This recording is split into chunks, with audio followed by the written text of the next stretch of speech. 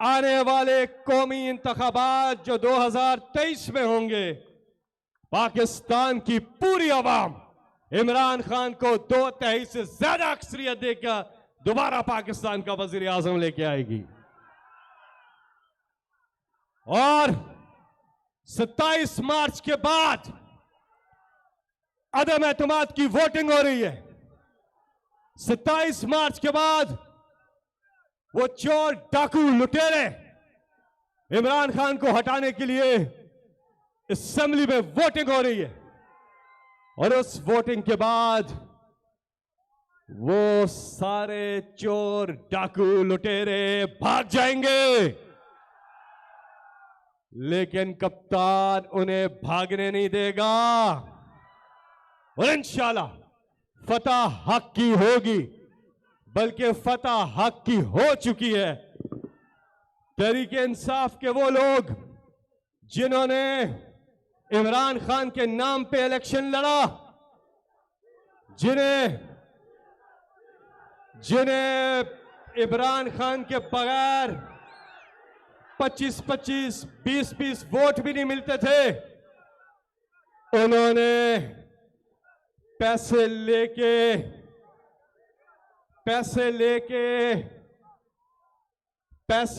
کے انہوں نے پارٹی سے غداری کرنے کا مہم بنائی.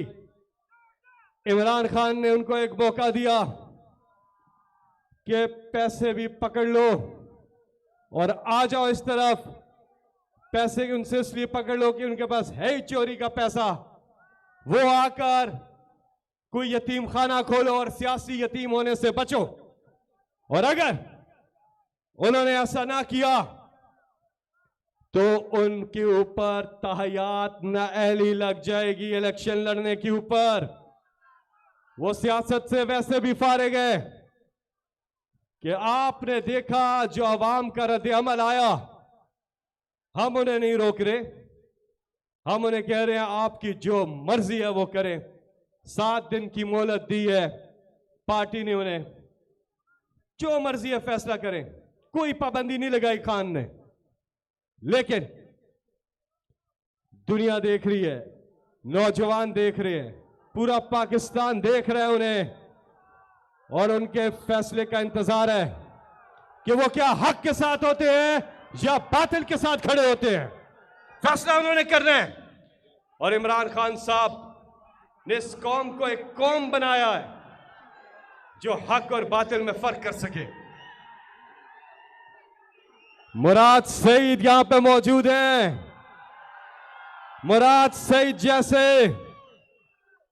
اصل لوگ جو تحریک انصاف کے نظریے عمران خان کے ساتھ نظریے کے ساتھ ہیں، ورنہ سیاست میں ہے ہی نہیں. اب دیکھیں، اگر عمران خان سیاست میں نہ آتے تو میں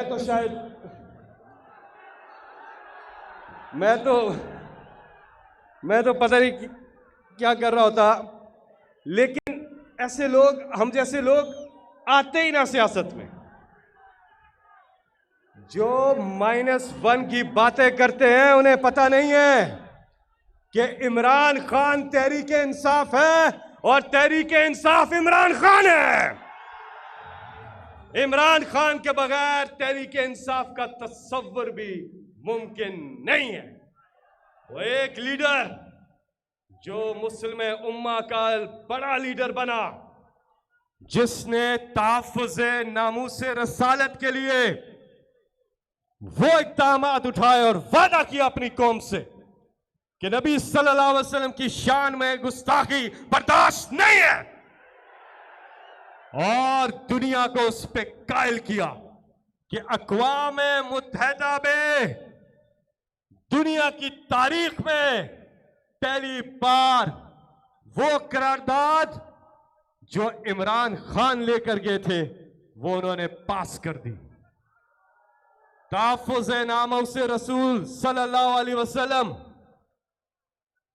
کے لیے جو قرارداد لے کر گئے وہ پاس ہو گئی کہ ہر سال ایک عالمی دن منایا جائے گا اسلام و فوبیا کے خلاف.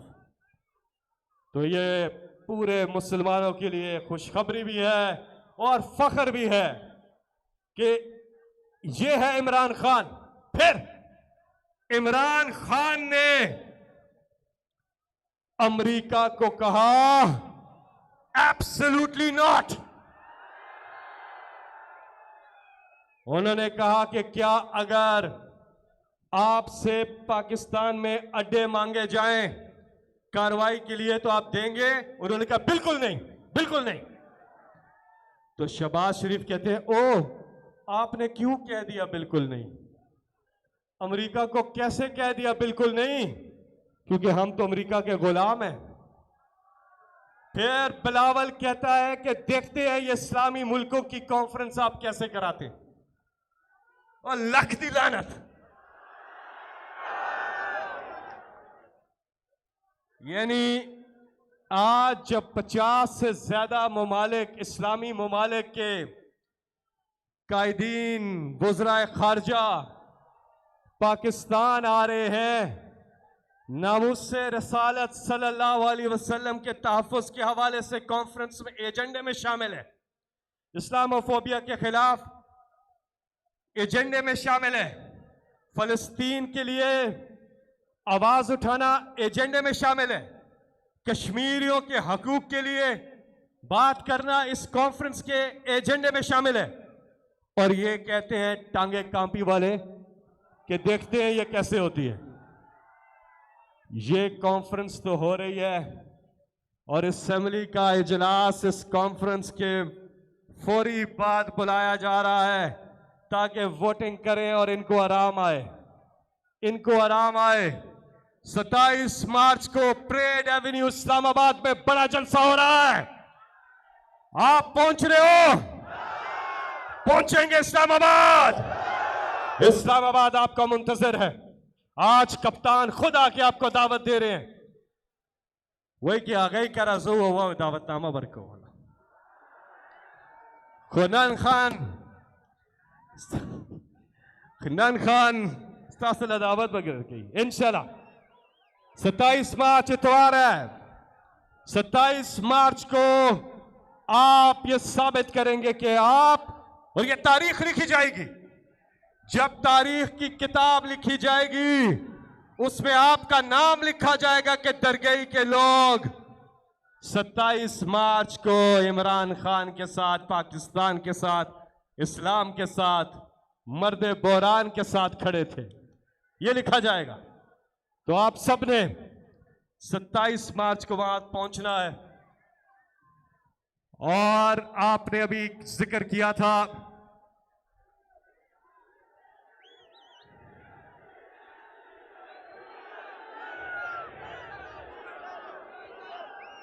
نہیں، ہم انہیں برا بھلا نہیں کہیں گے.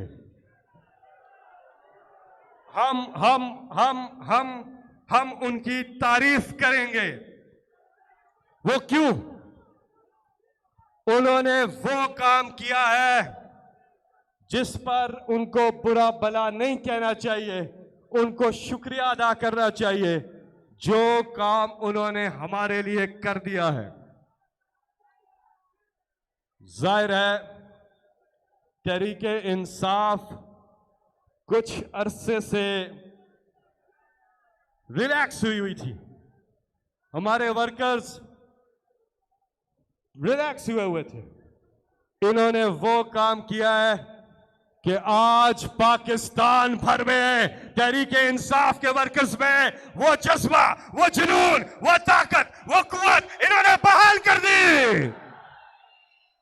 اور اس کے لیے ہم ان کا شکریہ بولتے ہیں. اب سے کچھ ہی دیر کے بعد عمران خان یہاں پر تشریف لانے والے ہیں اور درگئی کے لوگوں آپ کے ساتھ آ کے انہوں نے کچھ معلومات شیئر کرنی ہے، کچھ معلومات آپ کو دینی ہے، کچھ باتیں کرنی ہے. اور کپتان نے لمبا خطاب کرنا ہے. آج آپ نے یہاں پہ موجود رہنا ہے اور کپتان کی ایک ایک بات درگئی کے لیے خاص طور پہ انہوں نے کچھ باتیں کرنی ہیں. اور یہ بتائیں آپ سب کے پاس ہیلتھ کارڈ ہے نا؟ آپ کا جو شناختی کارڈ ہے وہ آپ کا ہیلتھ کارڈ ہے اور پوری فیملی کے لیے پورے خاندان کے لیے ہے وہ 10 لاکھ روپے سالانہ پاکستان کے کسی بھی اچھے ہسپتال سے علاج کرائیں خرچہ عمران خان دے گا خرچہ عمران خان دے گا آپ کو فکر کرنے کی ضرورت نہیں ہے گھبرانا نہیں ہے گھبرانا نہیں ہے وزیر اعظم عمران خان نے ایک ایسی چال چلی ہے ایسی بال کرائی ہے کہ جو ایک گیند سے انہوں نے تینوں وکٹیں اڑا دینی ہیں پہلی وکٹ آصف علی زرداری اس کے ساتھ وہ جو ٹانگے کامپی ہے وہ دوسرے اینڈ سے خود ہی آؤٹ ہو جائے گا پہلی وکٹ وہ دوسری وکٹ شہباز شریف اور تیسری وکٹ جو ہیٹرک بال ہے ہیٹرک جس کے اوپر ٹرک لگی وہ ہیٹرک ہے وہ ہے مولانا فضل الرحمان کی وکٹ تو ابھی تھوڑی دیر میں کپتان یہ تو ڈی جے بٹ ہے یہاں پہ بھائی ڈی جے بٹ تھوڑا ساؤنڈ اونچا کرنے کا اور ایک آپ سے فرمائش ہے یا ڈی جے بٹ خبر ہو رہا لکا یا داگا سندر ہو لگو زما دیر فیورٹ دے دا سندر دے وایا دا پختانو سندر ہو لگو مڑا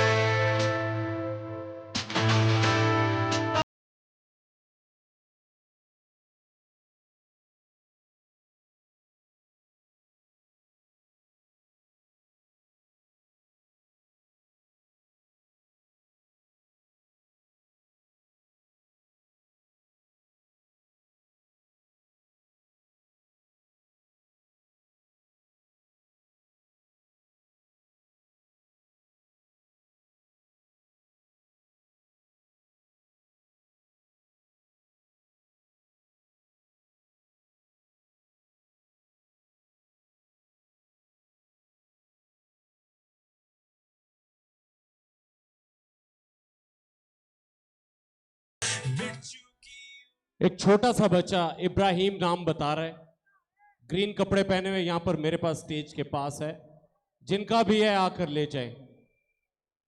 ابراہیم چھوٹا سا ایک بچہ